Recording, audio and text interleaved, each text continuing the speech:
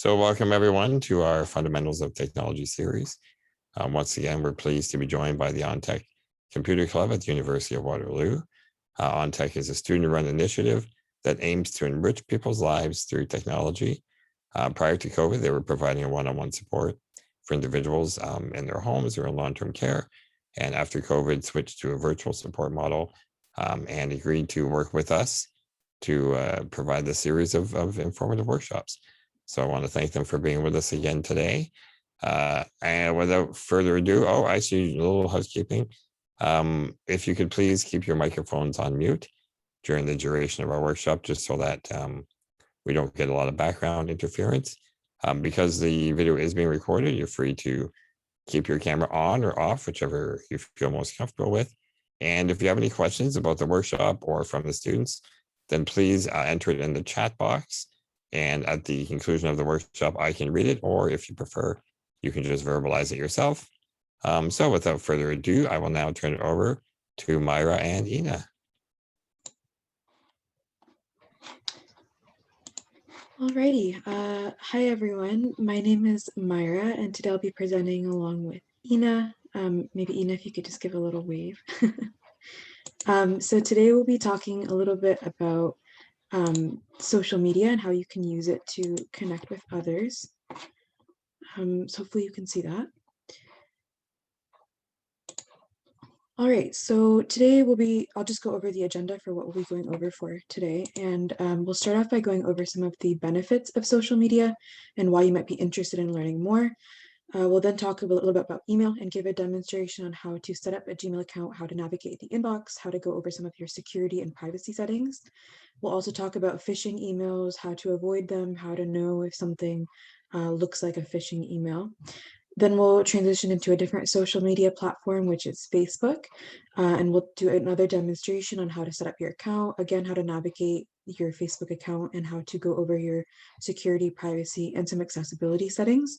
We'll then talk a little bit about Messenger, which is one of the associated apps along with Facebook, which is used for messaging.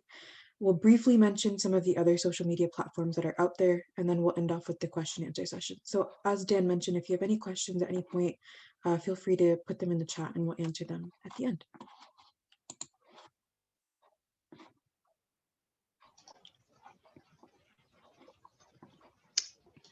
So I'll be introducing the benefits of social media. The first benefit is connecting with your friends and family. Say you want to notify your friends and family about a big life event that's happened. Instead of individually contacting each one, you can make a post on social media and show everyone at the same time. It can also help you reconnect with an old friend. Social media also has ways to stay up to date with current event and news. You can follow your favorite news organizations and keep up with current events. You can also share news stories or see news stories that your friends have shared on their timeline. Next, you can use it to open a small business. Social media allows you to advertise something that you make, a homemade product that you've made. It allows you to advertise and easily make connections. And lastly, it's used for leisure. Often on social media, you can find a bunch of funny pictures and videos you can share with your friends.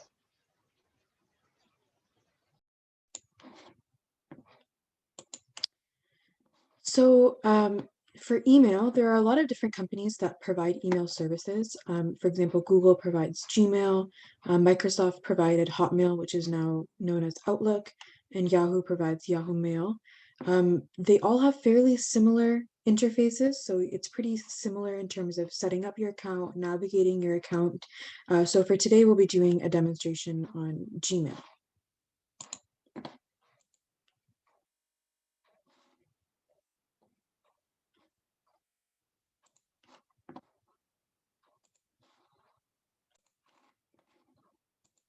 Hello.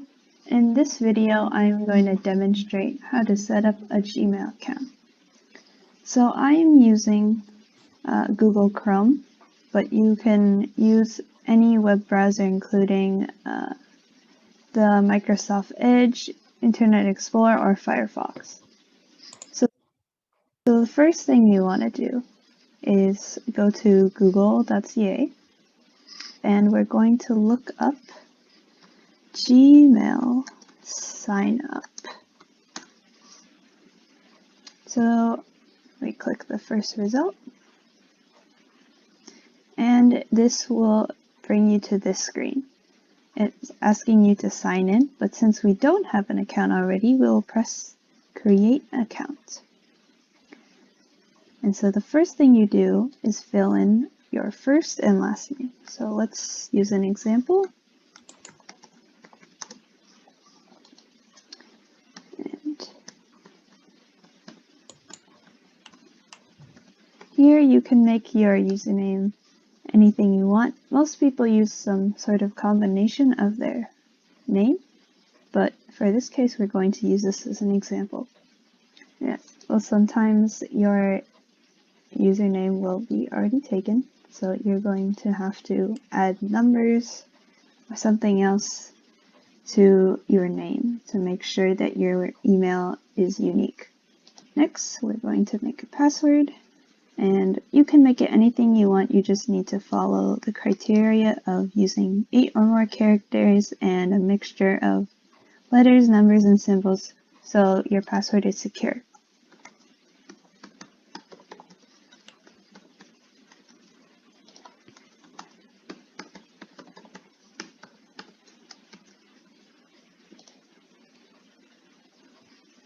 Next, it will bring you to this page. And it will ask you if you want to link your phone number, which is optional, and a recovery email. Recovery email can be useful if you already have an email set up previously, and it can help you like reset your password if you forget it, or tell you if someone's trying to get into your account. But if you don't have one, that is fine. It's also optional. Yeah.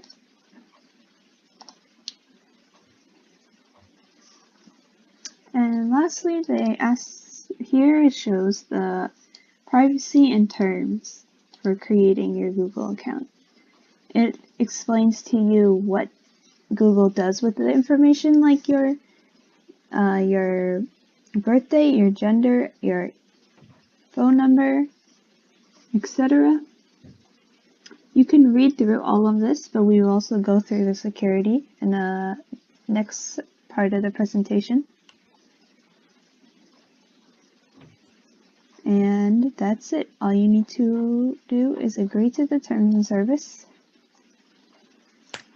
and you have your account. So once you have your Gmail account set up, we can start using it.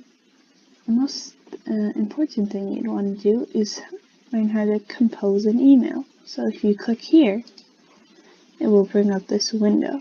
It says new message. Here you add the email of the person you want to contact. Here you can add a subject line which indicates what the email is going to be about. And here you would write either your text, or if you click at the bottom here, you can see all the options. This is attaching a file, like a PDF, attaching a link, attaching a photo, or attaching an emoticon. For example,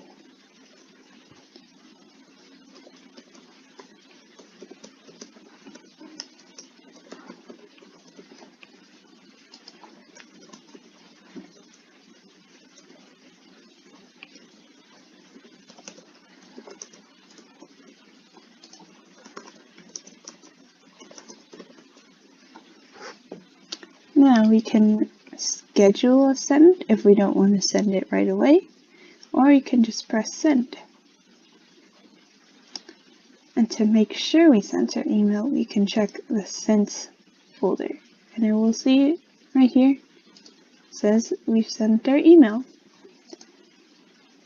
In addition to being able to save emails to send later, we can save emails in a template that we want to send later in our drafts.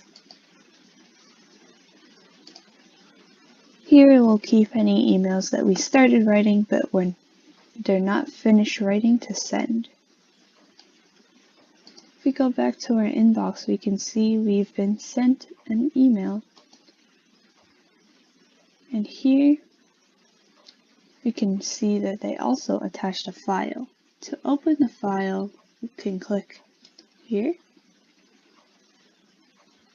And if we want to download the file, we can click this button that says download. If we think this email is very important, we can press the start button right here, and it will automatically go to a folder on the side here called Start, where all our very important emails will be.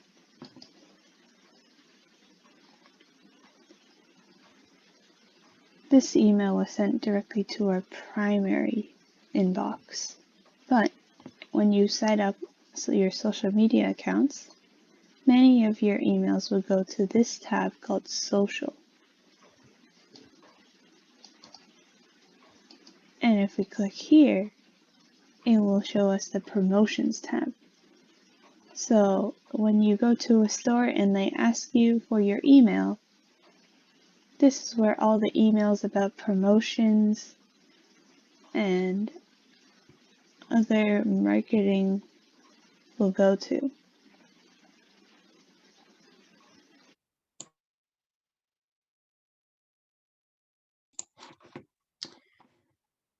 Okay, so now we'll go over some of the security and privacy settings that you can also go through for your email. So once you have your once you're on your inbox for your Gmail, if you go up to the top right corner next to your profile picture or your initial, if you click on that, there'll be an option to manage your Google account. So if you click on that, it'll change. We can start changing the settings for our entire Google account, not just the Gmail, but all of the associated apps. So there's, for example, YouTube and Google Drive. So all of these settings will be changed by changing the Google account settings. So we'll start off by going over privacy and personalization here. So here there's a pretty handy feature here called the privacy checkup. So here it'll take you through, if you click on this, it'll take you through some privacy settings that Google recommends that you take a look at. So first of all, here we can turn on or off our web and app activity that's being tracked by Google. Next, we can turn on and off our location history. We can also see what location history has been stored already by Google. So this is typically something that most people would want to turn off. And then lastly, you can also turn off your YouTube viewing history if you would like. If we just go back to the main page again, if we scroll down, there's also an option here to turn off your ad personalization. So when Google shows you ads, it goes based off of your demographics, meaning your gender, your age, where you live. It can also personalize based off of your search history and your browsing history. So if you would like to turn that off, you could just check that off right there. Then if we go to the left side and click on security, we can go through some of the security settings. So here, we can, first of all, we can see any recent security activity right at the top. So if there's been any new logins or anything suspicious, it will show up here. Here we can make the account a little bit more complicated to sign into. So first of all, we can make it so that you have to use your phone if you're signing into a new device or a new browser. So that will help make your account a little bit more secure. And another way to do that is through the two-step verification. So that for that, you can choose a secure device. So for example, if you have a laptop or a tablet that you know and trust, you can make it so that any new device you sign into, you have to always confirm through that other device. We mentioned earlier that when you're setting up your account, you can put in a recovery phone or email. So if you chose not to do it, then you can always add it in here. And lastly, at the bottom, you can see this spot called Your Devices. So here you can see all the devices that you're currently logged into. So if anything ever looks suspicious here, for example, this is my computer right now. But if anything here looked suspicious, you don't recognize the location where it's at, or you don't recognize the type of device that it is, you can always log out of that and change your password as well. Lastly, for accessibility settings, if we go back up to the top and click on our profile picture or our name, here we can see, again, if we go back to manage your Google account and we go to manage your data and personalization, if we scroll down to the bottom, there is right here, it says accessibility. So if we click on this, there's two settings here. So the first one is we can apply a screen reader. So that will help if you have any visual impairments, it will read what is on your screen. And then there's also high contrast colors that we can turn on. So if you have any difficulty seeing any colors or the screen is hard for you to see, you can turn on the high contrast. That will help you to be able to see your screen a little better.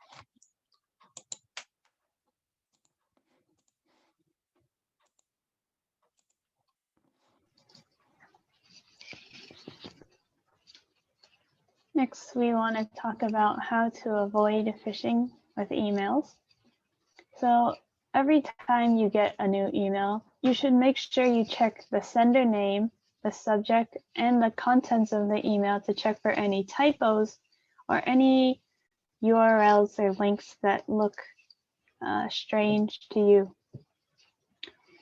You should also make sure you are wary when you are opening any emails from people whose names you don't recognize or are very unexpected emails. You should also watch for fake advertisements. Sometimes you'll receive a fake advertisement in an email claiming that you've won a large sum of money, something that's too good to be true. Make sure you never give your personal information to anyone that is not a trusted institution or company. Never give information like your email or banking address through a fake ad through your email. Next, spam email folder. Often many emails will help you automatically sort through some fishy emails, but if somebody is trying to send you something and it goes directly to your spam folder, you might want to double check the information because it might be fishy.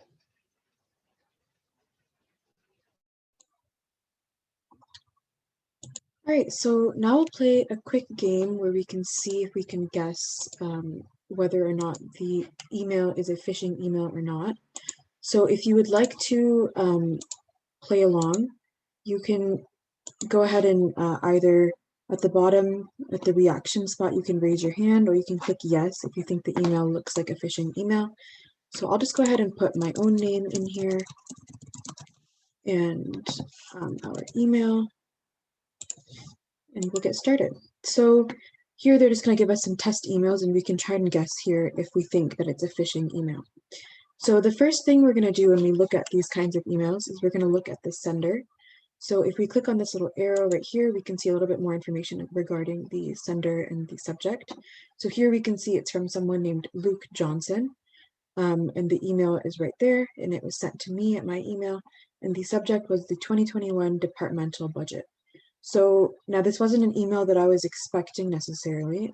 I don't recall knowing someone named Luke Johnson. So that's a little bit suspicious from the start, but we'll keep looking. Here it says that they've shared a document in the email. So before you ever click on any links, what you can do is you can either hover over, and you can see at the bottom left of my screen, there's that little gray box that shows the URL, or you can long press, so hold down your mouse and click on the link and it will show you the full URL of the link that somebody has attached.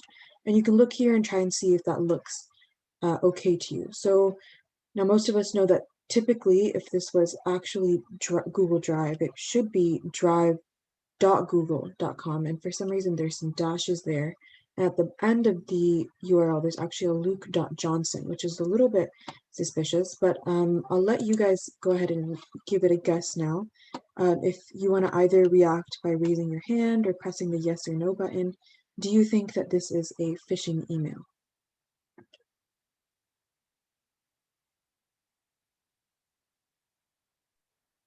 Hey, I don't know how to raise my hand, sorry. I missed the Zoom tech chat, but Yeah, go, it looks a little fishy to me. It didn't have like your name or anything in the email too. So sometimes that is like a bit of a key. perfect, yeah. So if you go to the bottom of the screen, there actually should be something that says reactions. Yeah, and then you can react with any reaction. But yes, definitely, yeah, I can see some reactions there. Perfect. So yes, let's go ahead and see if it is phishing. And that's correct, it is a phishing email. So if we look here, the main issue is the fact that the link is incorrect, but you're definitely right too, where an email that's not addressing you would also be a little bit suspicious as well. All right, let's try a new email. So this one is saying that you've received a fax. So this is an automated email. Now, if we look at the bottom, the company's name is eFax. And if we go here again to the top and click on the more details, we can see here that it's from, this is the email here. So now one thing you'll notice right away is that the email is spelled a little bit interesting. It's spelled EFACKS, whereas the company's name is EFAX. And then the subject is this, that we've received one-page fax. So again, they have a link here. So before you click on it, you want to either hover over it or long press on it and see the full link. So here we can see the full link. Again, it's a pretty long URL, and most of these, especially right here where you can see this mailru382.co, looking a little bit suspicious. But again, I'll let you guys guess. What do you think? Do you think it's phishing? Yes or no? But the primary domain is eFax. Was it not? So the primary domain will be the last portion of so these first couple periods don't actually count. So here, this is called like this is a kind of a fake domain. It's making you think that it's efax.hosting.com, but in reality, if you keep looking, it keeps going to this .mailru382 and then again .co. So the actual domain will be the last portion of that, not the beginning portion. So this is unfortunately how a lot of phishing emails will trick you by having the beginning portion looking like it's real, because if it was efax.hosting.com, you might think that that's a legitimate email.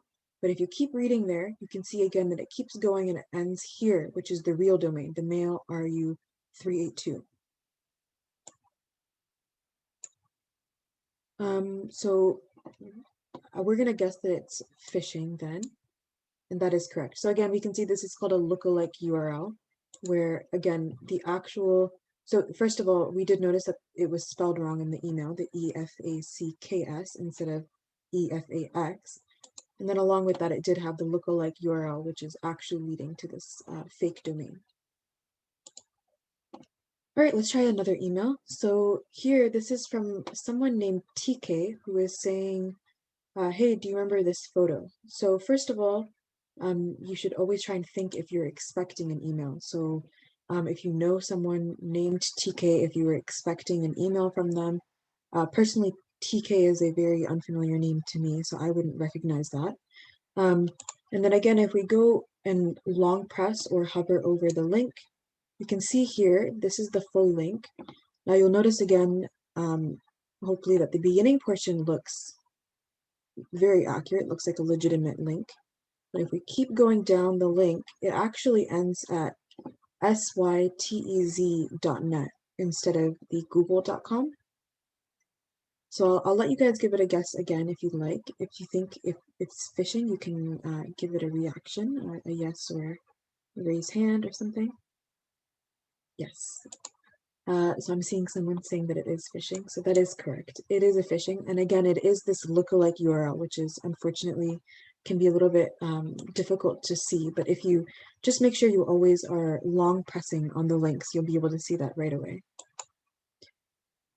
All right, so this is another email from Dropbox. So Dropbox is a service that allows you to save your files somewhere. So you can, you get a little bit free, and then you can also pay for an account and get more storage. So here it's saying that we're getting full in the Dropbox, and we're going to need to upgrade our account to get more storage space.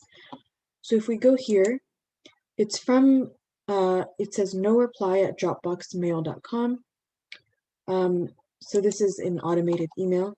And if we go ahead and long press on the link, we can see this is the URL. So it's www.dropbox.com. So what do you guys think? Is this phishing or legitimate?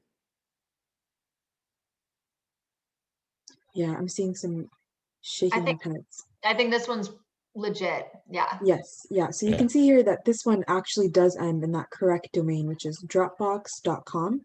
So there's no lookalike URL or anything like that. So yeah, this one is a legitimate email. Yeah, again, so you can see, so this is a good tip as well. If you ever are unsure, you can always look up the email in a Google tab before you open any links. So here you could just type in, for example, dropboxmail.com and then really quickly see that that is the real email of Dropbox. And you can also see that as we saw, the link is looking pretty secure. So maybe let's do one more. So this is from someone named Sharon Mosley from school, apparently, who is giving me the financial activity. So if we go up again to see the full link, we can see here it says Sharon Mosley at westmountdayschool.org. And this is the subject of the email. Now, again, the first thing you should do if this was a real email is you should think, if you know someone named Sharon Mosley, if you know what Westmount Day School is. Of course, this is kind of just a game, so we're not really sure if we know who that is or not. So we can continue and see the link here, which is to a PDF. So for a PDF, unfortunately, you cannot long press, since it's not a link to a website, you can't long press or see it in advance. So for these kinds of emails, you just have to make sure that you know the sender. That's really the only way you can tell if it's phishing or not. So if you recognize the name, you recognize the email, and you recognize maybe the school, that's how you would do that. So for example, if I didn't really recognize the name Sharon Mosley, what I would probably do is I would look up Westmount Day School to see if that's the correct email. And if I was to do that, I probably would find out that this is not the real email, because again, it's a little bit suspicious that a teacher would be sending you the financial activity for the school. Not really something that I should be receiving. So this one's, again, a little bit more complicated than the other ones, but do we want to give it another guess if it's phishing or not?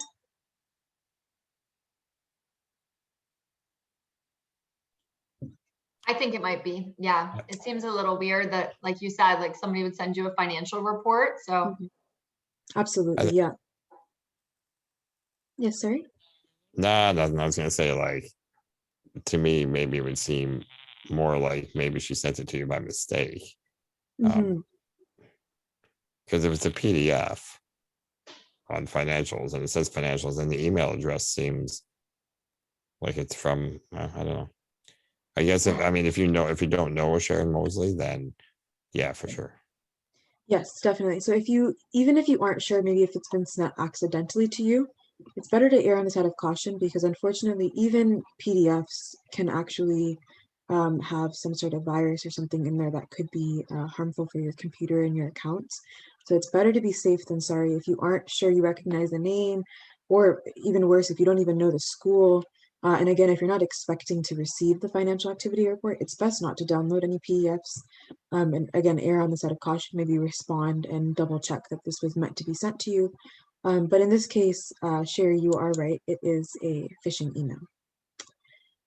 Okay, so maybe we can end there, but that's some examples of how you can tell if it's a phishing email. Again, sometimes it can be a little bit confusing, but the best way to do it, again, is to just make sure you always know the name of who's sending you an email, and just do a quick Google search of whatever email is sending you something, just to confirm that that is in fact the real email of the organization. All right, so we'll go back here. And we will now transition into Facebook and talk about how to set up your Facebook account and give a quick demonstration on how to kind of navigate your Facebook homepage as well. I'm going to show how to set up a Facebook account. So first we want to look up Facebook sign up. can click this link, sign up for Facebook. And it'll bring us to the create a new accounts page. So first you put in our first name.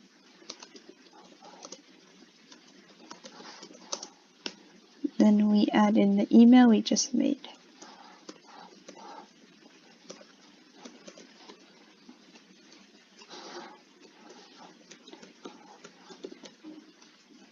And here you can make your password.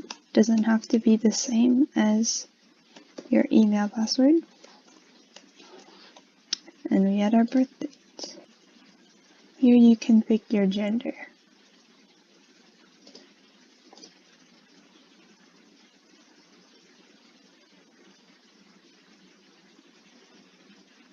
Go over the first things you need to do when you make a new Facebook account. So, we've made our account, we've logged in, and we made it to this front page. The most important things you need to know about Facebook are, first, adding friends. So we can find friends by looking up certain people that we know already have a Facebook account. And once you find someone, let's say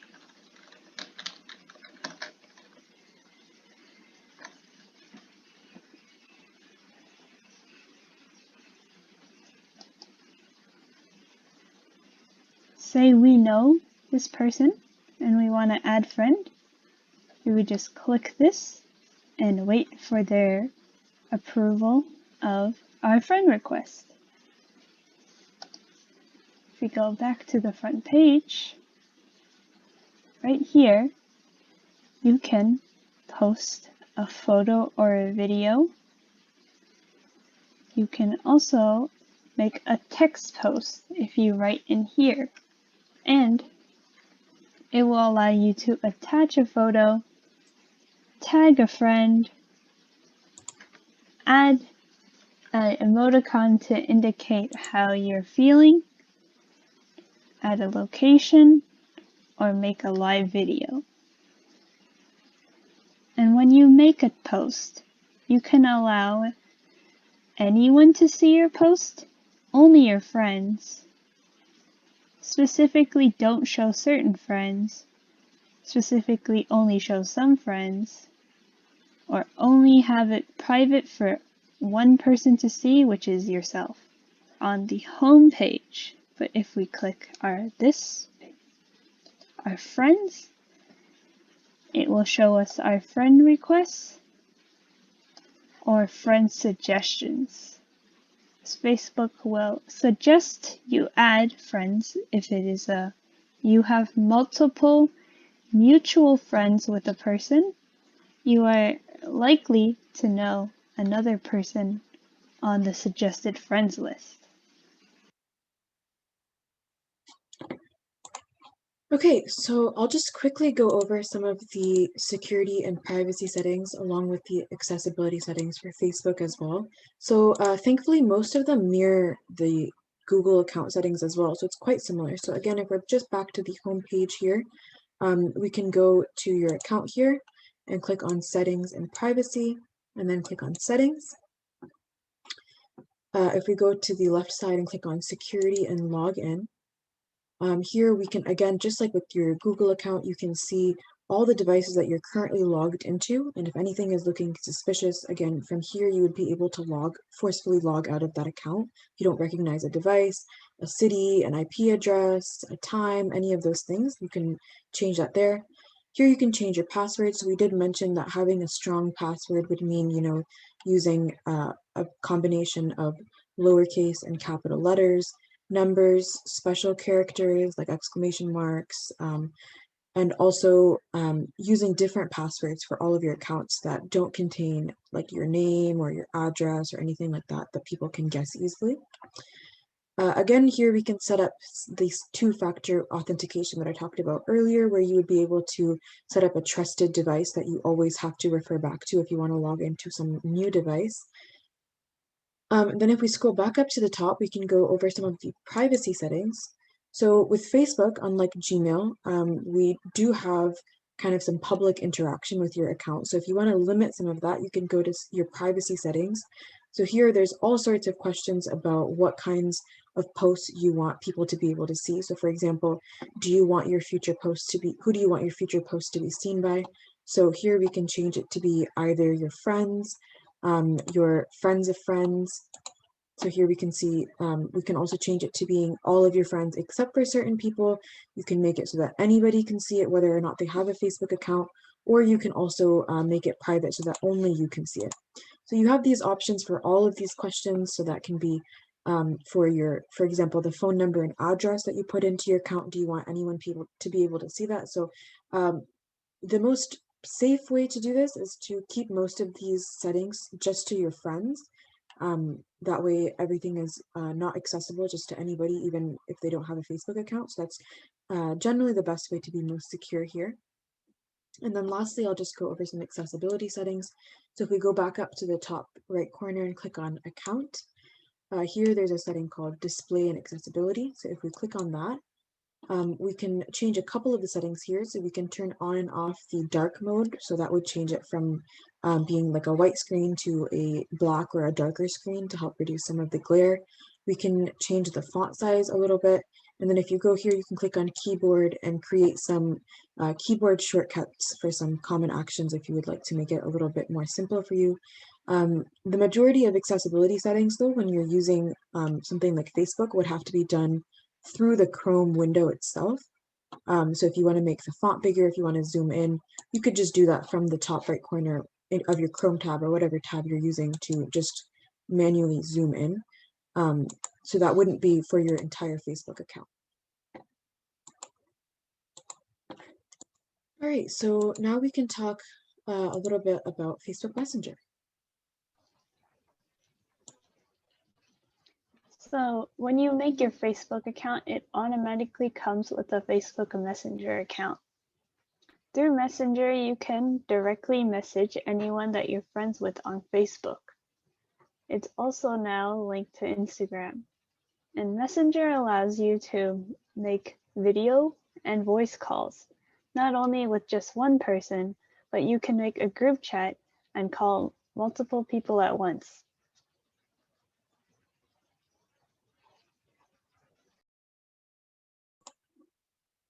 So I mentioned some of the security settings that you can change on Facebook, that you can go through your settings and change, but there, unfortunately, when you're also scrolling through your Facebook feed and seeing all the different posts, you also have to be cautious of all of those kinds of posts. So there can be fake advertisements and ads that, again, as we mentioned earlier, having deals that seem too good to be true. So casino ads, for example, are very common, just as you can see on the right side of the screen there, saying you've won a certain amount of money. Typically, you want to be pretty cautious of those and not click on those unless, again, you're very confident that it is a secure app or website. You can also have lots of fake links and articles with misleading headlines. So if you're getting your news from a source like Facebook, make sure that you're checking multiple articles or links to make sure what you're looking at is accurate and true. And again, being cautious of clicking on any links that you don't know for sure. Trying to use maybe that long press technique that we learned earlier to make sure that the links are in fact safe. That's the best way to keep your account as safe as possible.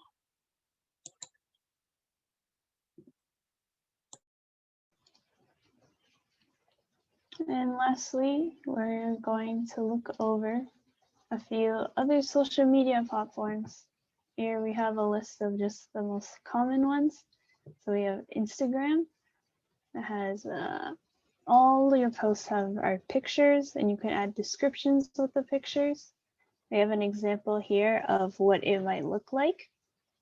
There's also Twitter, which is a more text-based social media platform, and it's where many companies will update the fastest, so you can get very quick information on there. And we have Snapchat, and then we have Pinterest, and Pinterest allows you to make picture collages, and Pinterest also hosts a lot of design ideas and recipes. And then there's Reddit right beside it. Reddit is a community-based forum where many people ask questions and receive answers. There's lots of helpful information on Reddit. And there's also LinkedIn. LinkedIn is a social networking platform. You can also find job opportunities on LinkedIn. And there's many more. Yep, so most of these social media platforms, in terms of setting up your account and going through their security and privacy settings, will be fairly similar to the Gmail and Facebook settings that I showed you already. They're, again, mostly similar, so if you want to go through and change some of the settings that we talked about on Facebook, it will look pretty much the same on most of these platforms. In terms of getting support, hopefully we gave you a brief understanding today, but of course issues can arise. So if you have any issues, the best way to get support is to go to the company that you're trying to get support from. So for example, if you're trying to get support from for Gmail or Google, then you can go to this link. So these are some of the different links for Gmail, Facebook, Microsoft, and Apple. You can either look at these links and these phone numbers here on the screen, or you can also, if you just search any of these company names, if you type Google and then type support in any browser, these will be the first links to show up as well, and you can speak to someone there. Another option is from our club called NTech, as we mentioned. So we have a new service called NTech at Home, where you can either contact us through our website and fill out the form, or you can call us and leave us a message about the tech issues that you're having, and a volunteer will reach out to you within 2 business days and will help you resolve any tech issues that you're having. So that's another option for if you're having some tech issues, along with, again, as I mentioned, reaching out to the companies themselves. All right, so that's it for our presentation today. So now we can maybe move on to the question and answer session. That's awesome. Thank you so much. That was really informative, and I learned a few new tricks myself. So that's great. Thank you. We actually do have some questions that were put in the chat. So I'll read those now. So what happens if you click on a phishing link? Is it a virus, or do they try to get info? So it depends on the link that you click on. Most of the time, again, if they're asking for information, it will lead you to a website where you'll be asked to input your information. So usually kind of the information they're looking for is like your banking information or something like that. So as we mentioned, you definitely don't want to be putting that in at any point unless you are actually making a purchase and you're completely confident that it is a secure website. But if it is a virus, then the best way to avoid that would be to look into some antivirus software. So you may have heard of Norton, for example, but there are lots of other ones that you can get. So those kinds of softwares would be able to detect and block any viruses from phishing links. Unfortunately, if you click on the link and you do not have a software or some sort of security software, and it is a virus, you will likely get it on your computer or whatever device you're using. So it's best to, again, either have some sort of security software installed. Most laptops already come with a certain level of security. So even like Windows, for example, kind of comes with its own security as well. But really the best way to avoid it, beyond just not clicking on the link in the first place, of course, is to get some sort of security software like Norton. That's awesome. Thank you. Mm-hmm. Another question here says, I've had a friend request from someone that has mutual friends. The problem was that none of the mutual friends knew this person. Should I report this person? Mm-hmm. That's definitely something that's happened to me before as well. So first of all, it's important to know that if you add someone who's a friend that you don't know, there's not much that they can do to kind of interfere with the security on your device or your account or anything, unless they're sending you, again, those links that you have to click on. So it's nothing dangerous to you in terms of friending someone beyond it just they would be able to see all of your posts as well. That being said, if you don't recognize a name, it's best to not add them. If you see a lot of mutual friends, sometimes it's best to, it seems that this person already did reach out to the mutual friends and notice that nobody really knows who that person is. In that case, you can go ahead and report the account. So Facebook will look into it, and then if it is a real person, then there would be no harm done to that person by reporting them. But you can report that, and then also just you can always just delete the friend request, and then that will go away, and then you won't have to deal with that. You can also block the account if there's anything else that they're like harassing you or something along the lines. You can unfollow people and you can block them. For sure, yeah. If they're messaging you constantly or something, you can definitely block them, and then they won't ever be able to contact you again. And you can also just, if you don't want to necessarily block them, you can also just unfriend them if you aren't sure. Mhm. Okay, and then we have one more, it looks like. Mhm. It says, my father-in-law keeps sending me PowerPoint presentations that he finds online. Can I get a virus from a PowerPoint presentation? So again, if it is a PowerPoint link that you are, again, it is a secure link that you know of, you shouldn't be able to get a virus. But if it is something that your father-in-law is finding online, it's probably best to not be clicking on those. Sometimes there is an option if you open on your computer where you can kind of preview the link before you actually download the PowerPoint. So in those cases, previewing wouldn't be harmful. You wouldn't be able to get a virus from just that. But if you are downloading anything onto your phone or your computer, it's probably best to avoid doing that. If you are finding it somewhere kind of unknown on the internet somewhere, it's best to avoid downloading things like that. Well, that's great. I have a question, if that's okay. So you've said phone a couple times. So a friend of mine said that if you're ever nervous about opening a link on your computer, that if you open it on your iPhone, like you can't get a virus on your iPhone. So that's like a safer way to check and see if it's like something that you're supposed to be receiving or not. Is that not true? I mean, I haven't personally done it, but I'm just curious. So I'm not sure if it's necessary. It might be true that it is safer. That being said, if it is a virus, it can also go onto your phone. I believe that the way that that works is that there are different viruses that kind of can target specifically phones or computers. So that might be what that friend of yours was talking about.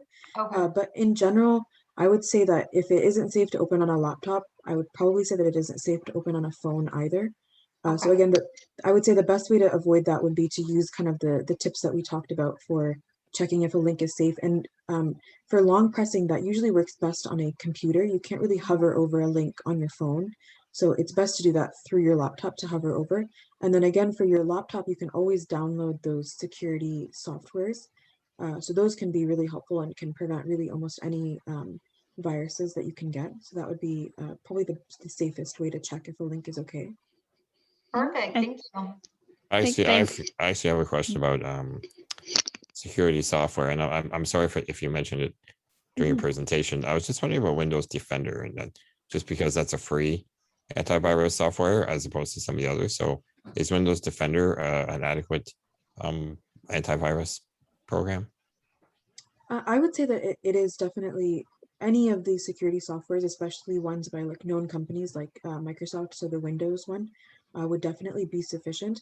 I believe even within Norton, there are like different plans where it can get more and more increasingly safer. But that being said, I think even the most basic plans, and even if it's free, that doesn't necessarily mean it doesn't work. So Windows Defender, for example, would be a good option as well, where they would at least be able to tell you for most links whether or not it's safe. And again, going back to the best way is definitely going to be able to just hover over into long press, but definitely Windows Defender would be a good option as well. Again, that's only really relevant, I suppose, for Windows computers, though. Of course, you can't really get that on a Apple computer or a phone, but for any Windows computers, that would be great. Awesome. Well, I don't have any other questions coming in, but I want to thank you both so much for your time today. Over over the past few months, and I know we have another session coming up next month, our final session. But you guys have been great, and I really think the work that your club does is amazing. And I encourage anyone who has any challenges with their machines, or if you just need some information, to reach out to the On Tech at Home Club on their website. And yeah, this video will be posted and you'll receive a link to it once it's up on YouTube. So I guess that's it, folks. I want to thank everyone for coming, and we'll see you all soon. Yeah, thank you so much, everyone, for listening today. Yep. Thank you. Bye-bye. Bye. Bye, everyone. Bye.